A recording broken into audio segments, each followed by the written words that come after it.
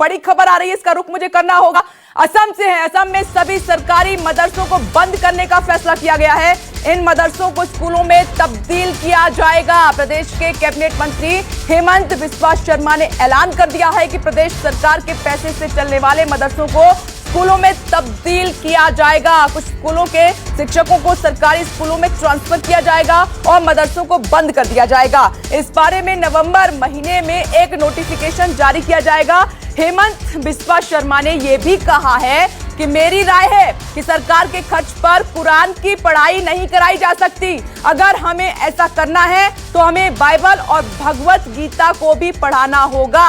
देखिए, इस तरीके का ये स्टेटमेंट सामने निकल कर आया है। ये बड़ी खबर है कि राज्य में जितने भी मदरसे हैं उनको सरकारी स्कूल में कन्वर्ट कर दिया जाएगा। सुनिए जरा। Preparing our notification, Assam has the unique distinction of running madrasa through the government funding. In my knowledge, Government of West Bengal runs madrasa on the state funding, as well as probably one or two states they run the madrasa under the state funding.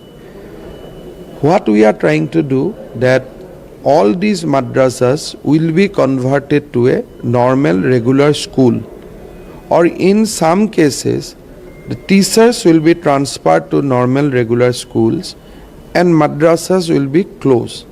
So government will come out with this notification in the month of November.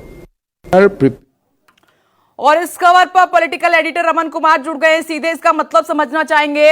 Raman, ये जो असम सरकार ने बड़ा फैसला अचानक से लिया है, जरा इसका मतलब दर्शकों को समझाइए। प्रदेश असम में कुछ दिनों के बाद विधानसभा का चुनाव होने वाला है, लेकिन अभी बिहार में चुनाव हो रहा है। और आपने देखा होगा कि जैसे ही हेमंत बिस्वा शर्मा का बयान आया, तुरंत गिरिराज सिंह जो कि केंद्रीय मंत्री हैं, बिहार के बड़े बीजेपी नेता हैं, उनका ट्वीट आया। 2 लाइन का ट्वीट उन्होंने लिखा था और बाकी विस्तार से जानकारी उन्होंने दी थी और कहा था कि असम में मदरसा बंद होगा। यानी कि वो एक खुशी जाहिर कर रहे थे। तेजस्वी सूर्या जो कि युवा बीजेपी के अध्यक्ष हैं, उन्होंने भी इसे लाइक किया। यानी कि बीजेपी के कई ऐसे नेता हैं जिनके मन में इस बात को लेकर खुशी है कि जो बीजेपी का एजेंडा है, उस एजेंडा को आखिरी साल में असम सरकार इम्प्लीमेंट कर रही है और उसका असर बिहार के चुनाव पर भी देखने को मिलेगा और असम में इसका फायदा तो उनको होगा ही होगा।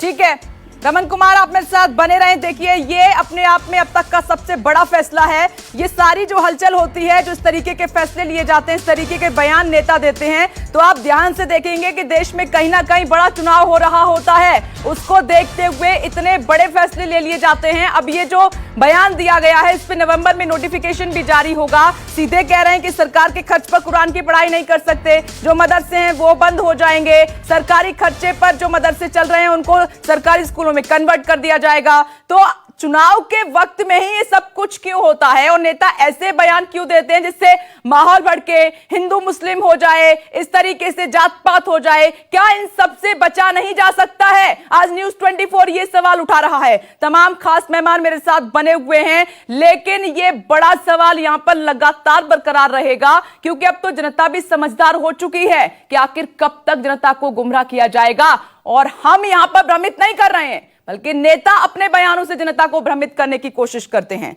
नमस्कार, मैं हूं मानक गुप्ता।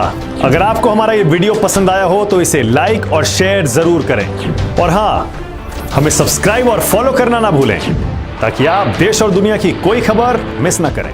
तो जुड़े रहिए हमारे साथ और देखते रहिए न्यूज़ 24।